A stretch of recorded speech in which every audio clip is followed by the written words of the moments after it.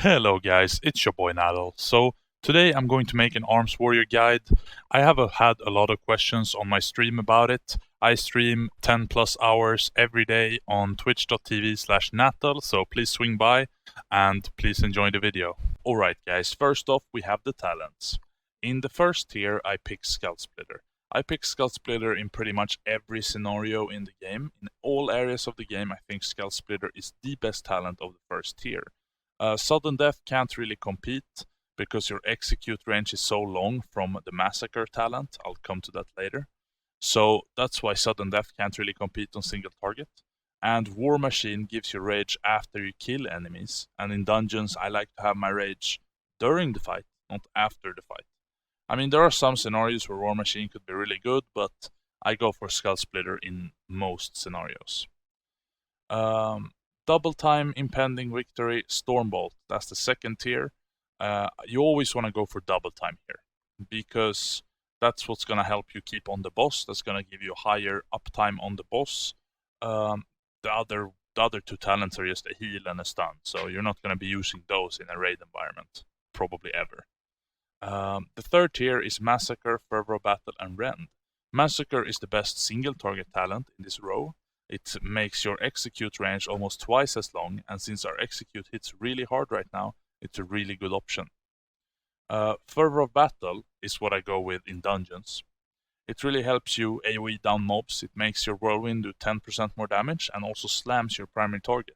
So when you're using sweeping strikes with Fervor of Battle, your slam will hit 2 targets as well. Like your slam from the whirlwind will hit 2 targets. So this is a really solid option when it comes to dungeon running.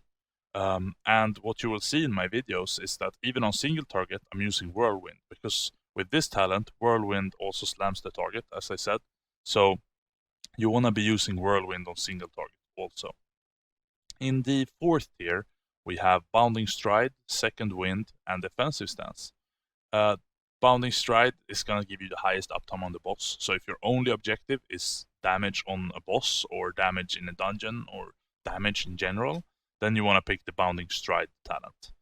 It increases your run speed after your Heroic Leap and also reduces the cooldown of Heroic Leap, so it's a good mobility talent. If you want to survive a little bit more in maybe a Mythic Plus, then you want to pick the Defensive Stance.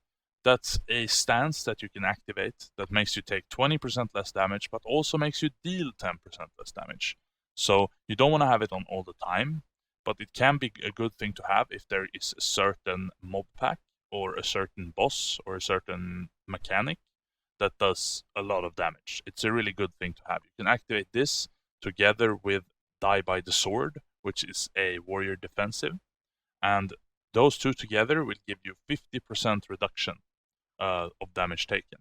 So that's going to make you survive pretty much any mechanic in a Mythic Plus, so that's going to be a really good thing. And then you can also play with Second Wind. That restores 6% health every 1 second when you have not taken damage for 5 seconds. That's also a pretty good thing to have, like when you're doing world quests, for example. Since we don't really have any sustain, it's great to have some sustain in our tree, so we can be full health between the world quests. So that's a good thing to have also. In the fifth tier, collateral damage, Warbreaker, or Cleave. I go for Warbreaker in all areas of the game. Warbreaker is a really great talent. It replaces your Colossus Smash, so for single target, it won't really give you that much, right? But the other options are also AoE. So this is basically a AoE, like a multiple target tree, like a multiple target tier, sorry. So you want to pick Warbreaker. It's really the only option here. In really high Mythic Plus, you could probably go for Cleave, or maybe Collateral Damage, but that's in higher Mythic Plus, and we're not there yet in the game at the moment. So we're not there yet. So we're going Warbreaker and everything. You Warbreaker, everything around you takes 30% more damage for 10 seconds. You can pair this with Blade Storm, or you can pair this with Avatar, which is what we're going to talk about next. So, in for the kill, Avatar, Deadly Calm. For single target, you want to pick in for the kill. It gives you the best DPS increase over a long fight. But I really like Avatar. So for single target, I'm going to play in for the kill, and for dungeons, I'm going to play Avatar. because you can avatar during the boss. It gives you 20% damage for 20 seconds. It's a really good thing to help you burst down the bosses, a really good talent. And then you can also use it together with Warbreaker, as I said, while you Bladestorm. And that's going to be dealing a lot of damage to the pack. This is what I used to get my 105k DPS in the video that I showed on my channel earlier. And it can make you do even more damage than that. And then finally, in the last tier, you can pick Anger Management, Dreadnought, or Ravager. Ravager just replaces Bladestorm. I don't like it. I've tried it in dungeons as well. It's really not that good. Not worth losing the tier over it. Dreadnought is good. It used to be good when you had Seismic Wave traits in all your gear, but after the 60% nerf to Seismic Wave, Dreadnought is not really a thing anymore. So you want to be going Anger Management in raids and in dungeons. Every 20 raids you spend reduces the remaining cooldown on Warbreaker and Bladestorm by 1 second. That's gonna make it so you can Warbreaker and Bladestorm more often, and since those are your biggest AoE damage dealers, more Warbreaker and more Bladestorm during the whole dungeon will make it so your overall damage is higher, and that is what we're chasing in dungeons. Overall damage is what matters, boys. Alright guys, now we're going to talk about Azerite traits. As you can see on the screen, I have a list of all the best Azerite traits in order. So it starts with Test of Might, Thunderous Blast, Seismic Wave, Dagger in the Back, and so on. I'd be careful with Seismic Wave on single target, like this list implies. I don't think it's that good. After the 60% nerf 2 days ago, I think it really affected its effectiveness in single target more so than in AoE. I think in AoE it's still a strong talent, but in single target I don't think so. But this is the list anyway that you want to go by. So let's move on to multi-target. This is Outer Ring multi-target, Mythic Plus and all of that good stuff. And here it looks a little bit different. But we want to still observe that Seismic Wave is at the top by quite a big margin, but we want to also keep in mind that this might not be the case. It's a very strong trait, but if it beats out all the other traits by this big amount, I find hard to believe. So you want to try this out for yourself. If you have a Seismic Wave, it's probably better than, let's say, Swirling Sands, but it's probably not that much better. But that's up for you guys to decide. This is the list anyway, so you want to go Seismic Wave, Lord of War, Synaptic Spark Capacitator, and so on. Alright, now we're going to go over Middle Ring Single Target. That's the inner traits. But to be honest guys, you don't really need to pay much attention to these. I mean, you can see for yourself the numbers. The differences on these are very small. Like, it's 4 or 5 damage difference per one, right? Especially like the 3 top ones. So Heed My Call, Overwhelming Power, and Gut Ripper are basically the same for you guys. So feel free to pick any of those. I wouldn't focus too much on these inner traits. Focus on getting the right outer traits, and then the inner traits you're just gonna pick what's best. But you can see on this list anyway which one you should pick. And then we're moving on to Middle Ring Multi-Target. That's for Mythic Plus, etc. The top one is Azerite Globules, Overwhelming Power, Life Speed, and so on. But if I'm being honest here, like, this doesn't really matter. I tried out Azerite Globules. It did very little damage. So I just ended up going for something that gave me more single target damage instead. So it's whatever on these traits, to be honest. Like, these inner ring traits, you can pick really whatever you feel like. It's the outer traits that matter. The inner traits will give you such a little DPS difference that it's not really worth looking at or focusing on at all. When it comes to stats, I would like to recommend to you that you get your own stat weights.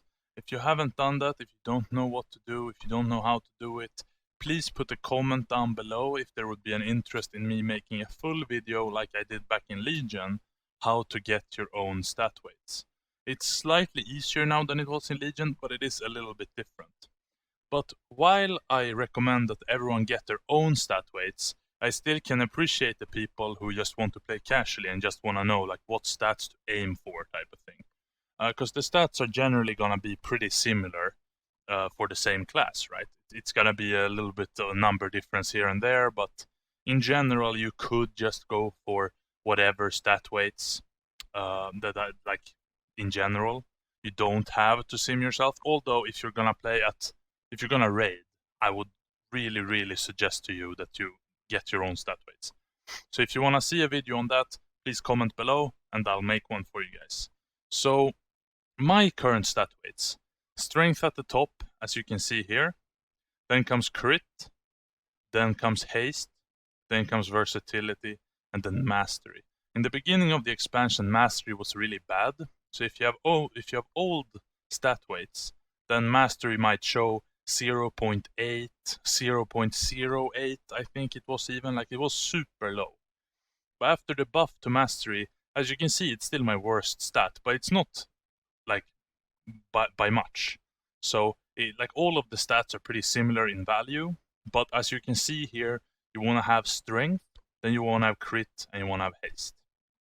So since crit and haste are so close to strength, especially crit for me right now, especially crit, that means eye level is not as important for me anymore. For example, a socket is worth probably 5 to 10 eye levels at this current stage for me anyway. But this highly depends on your gear. But in general, you want to get crit and haste on your items while not focusing on eye level. Because as you can see here, if you focus on eye level, you're going to be losing a lot of value as the strength is pretty close to the crit and haste. So for example, if you have a 330 piece with crit and haste, and you pick a 350 piece or a 340 piece with mastery versatility, like the crit haste piece might be better for you just because of the stats. But I definitely suggest that you sim yourself. If you don't know how to do it and would like me to make a video on it, detailing exactly how to do it, please put a comment down below and I will make that video. Alright, now we're going to be talking about trinkets. So as you can see in this list, this is a really good list from herodamage.com. You can see the different eye levels on the side there, the different color variations, and then you can see the trinkets on the left. So you want to be looking at this list when you make your trinket decisions. And as you can see, for an example, the Briny Barnacle is ahead of the Resonance Gleaming Eye. But if you look at purple, which is 340 eye level, then you can see that Resonance Gleaming Eye is actually better than the Briny Barnacle. So this is what you want to use when you look at trinkets. As you can see, the Dark Moon Fathoms deck is quite far down, but since the max eye level is 355 and green is 355, this light green color, then you can see that no other trinket compares with the light green color except the World Boss trinket and the Raid trinket at the top. So you have to make sure you don't count those in to your calculations, right? So the Dark Moon deck Fathoms is actually the best trinket you can get right now. Before the raid comes out, since the max eye level you can get on an item is capped at 355, if you look at this list, that's the best trinket you can get. So definitely get that one if you haven't already. Alright guys, now we're gonna talk about races. So we have finally achieved equality in World of Warcraft. Pretty much anyway. Between the top and the bottom on this list of races that I have on the screen, it is not a big gap at all. So that means that you can play whatever you feel like, to be honest. There's like 100 DPS difference between the worst one and the best one. And that's very little, guys. You're never gonna notice that. Because in simulations, it's not that accurate. It's an average, right? So like the worst race here can actually do better than the best race if you get a little lucky and stuff like that. If the stars align, that type of thing. But since the difference is so small, you can really play whatever you want to play. So the only thing I would advise you to do is that consider Blood Elf because of the racial that it gives. You can actually consider all of the races based on the racial that it gives, because this AoE dispel, offensive dispel like purging, is very nice on the Blood Elf. Because there's a lot of stuff in Mythic Plus dungeons, it's gonna be in Mythic Plus, in Mythic dungeons right now where you want to dispel like a shield or a buff or something like that. It's very useful for that. Also Undead is very nice because you can cure fear. Like you can remove fear from yourself. That's very nice. There's a few bosses in Mythic that fear. And you can just look at all these different things and decide which one you want. Maybe you want an AoE stun from Tauren. Maybe you want the rocket jump for a goblin. Things like that. It's absolutely worth considering. And also, at the end of the day, just play whatever you feel like playing. Alright guys, now I'm going to show you the single target rotation part of the video. So I assume that you have the single target spec that we went over before, and then there's a few pointers that we need to follow. So you don't want to cast Skull Splitter when you're less than 60 rage. You want to cast Warbreaker whenever it's up. You want to try to pair Skull Splitter with Warbreaker if you have the Test of Might trait. The Test of Might means that every time you spend rage during your Warbreaker, you get strength. This one is really important, because usually if you don't have any Test of Might traits, then you want to Blade Storm during your Warbreaker. But if you do have a Test of Might trait, like me, or multiple, then you will Warbreaker, use your Skull Splitter during Warbreaker to get more rage, spend as much rage as you possibly can during the Warbreaker, then you will get your 12-second strength buff, and that's when you Blade Storm. So that's the difference if you have this trait or not. And while you're outside of that, you always want to cast Mortal Strike. Mortal Strike is your hardest hitting ability. You want to make sure you're able to cast that all the time, so you don't want to overspend your rage. I'm going to show you everything here in just a minute, how I do it. So you don't want to overspend your rage, and you want to make sure you cast Mortal Strike all the time. So you don't want to leave it on for like 2 seconds or something like that, leave it off cooldown. Like you need to cast that all the time. You want to cast Overpowers as much as possible to buff Mortal Strike, but you never want to cast a Overpower when Mortal Strike is already up, because you want to have Mortal Strike constantly going on the target all the time. And that's the normal rotation. Then we have the execute range, which is from 35% since we're spec'd into Massacre. So during that phase, you also want to use your Skull Splitter, of course, to maintain your executes. You want to cast Warbreaker.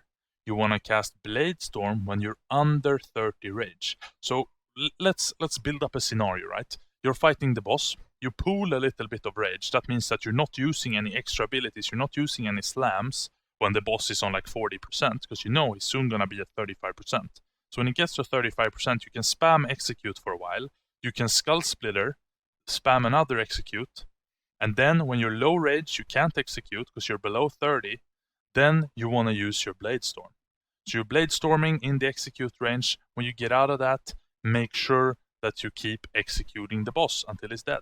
That's pretty basic. You want to cast Mortal Strike if you have 2 stacks of Overpower and either Dreadnought Talented or 2 stacks of Executioner's Precision. That's another Azerite trait that you can have. But in general, you just want to do what I said there. You want to execute until you have low rage, use Skull Splitter, get some more rage, execute again. When you don't have Skull Splitter and you're below 30 rage, then you want to Blade Storm and then get back to executing again. Here you don't want to cast Mortal Strike unless you have all of those requirements that I said applied. You can cast Overpower if you have no rage and you can't cast Execute, you don't have Skull Splitter, and you don't have Blade Storm. Then you can use Overpower as kind of a filler, since Overpower doesn't cost rage and it gives you rage from the melee attacks and everything. So that's it. Now I'm going to show you the opener, and I'll put on the screen what I'm doing, and you will be able to see that live. And I'm just gonna do a little bit of a rotation here. Alright, so now we charge in, we pop Warbreaker. We want to spend as much rage as we can here, so we pop Mortal Strike into Overpower to get them both on cooldown before we use Skull Splitter. Then we start spending rage with Slam into a Mortal Strike as soon as it comes off cooldown. Then we get another Overpower in. We continue to spend as much rage as we can to get strength out of our Azerite trait. We get another Mortal Strike there, and then we have our Azerite trait popped, so we Blade Storm straight out of that. That's a perfect Blade Storm right there. In the middle of your strength gains, you get out of that with a fresh Mortal Strike. You're spamming it out of there. There we go. And now you just want to get back into the maintenance phase. That was your opener, guys. So now you want to use the overpower, get the stacks, use your Mortal Strike as soon as it comes off cooldown. Use Skull Splitter below 60 rage, and you want to try to pair them. So you see me saving my Skull Splitter here because I want to use it for my Warbreaker, right? I want to use my Skull Splitter together with my Warbreaker. You see them both go off here. I use them together so I can maximize the strength that I get. And this is what I'm gonna keep doing until I can pair up a Blade Storm with Test of Might. So this is basically the rotation, guys. You just wanna focus on keeping your Mortal Strike. You're throwing away your Mortal Strike every time it comes off cooldown. You're hitting that boss hard. You're Blade Storming during your Test of Might if you have it. And if you don't have Test of Might, then you obviously want to Blade Storm during your Warbreaker. Alright guys, now we're gonna go over the Arms Warrior AoE rotation. So make sure you have the spec that I showed you previously with the Fervor of Battle. It's really good here. So there are some pointers that you want to think about. You don't want to Blade Storm during your sweeping strikes and vice versa. You don't want them to overlap. You want to use them separately. So if you start out with Blade Storm, what you want to do is you pop your avatar, you charge in, you pop Warbreaker on everything, then you Blade Storm. Okay. Then when you get out of that, you sweeping strikes. Then you pop Overpower. You want to use your Overpower on cooldown if you have the Azerite trait called Seismic Wave. It is still really strong after the nerf, and if you hit 2 targets with sweeping strikes with Overpower, that gives 2 waves, so that's double the AoE damage from Overpower. So Overpower is still really strong to use. And then you want to prioritize Whirlwind. If you have 2 stacks of the Overpower buff, and you have sweeping strikes up, then you want to cast Mortal Strike.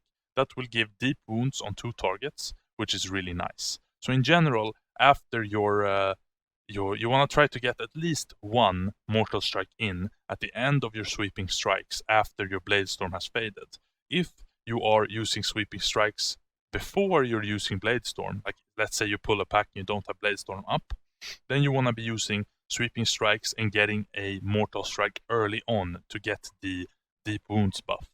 Deep wounds, debuff damage on the enemies, because that hits obviously multiple targets with sweeping strikes. You get multiple bleeds.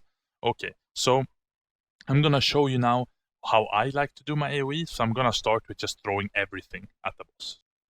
Alright, so first off we pop our avatar before we charge because of the global cooldown. We debuff all our enemies with Warbreaker. We Blade Storm, and already here we have one of the strongest AoEs in the game. Out of that we want to hit sweeping strikes into Overpower with Seismic Wave Azerite trait. After that we just go straight into spamming Whirlwind. Before your sweeping strikes expire, you want to make sure you debuff the enemies with deep wounds by Mortal Striking with sweeping strikes. That will hit 2 targets. And that's basically it. After that you can just keep spamming some Overpower, spamming some Whirlwinds, and you're gonna be doing a lot of AoE DPS this way. It's not hard AoE DPSing as Arms Warrior, but this is just a video to show you how to do it. Alright guys, thanks for watching my video. I'm sorry about the audio quality being a little bad here and there, and also I'm sorry for the editing. I'm trying to get my message across, but I wish it looked a little bit better. I'm going to try to work on that for the next video. It's also a little bit too long for my liking, but I'm going to put timestamps down below so you can easily navigate through it. By the way, if you have any more questions, feel free to come to my stream, twitch.tv/Nattle, where I play my 120 Arms Warrior and my 120 Sub Rogue. So you guys that have been looking for some Nattle Rogue gameplay, it's here guys. I stream 10+ hours a day. Come see me. twitch.tv/Nattle.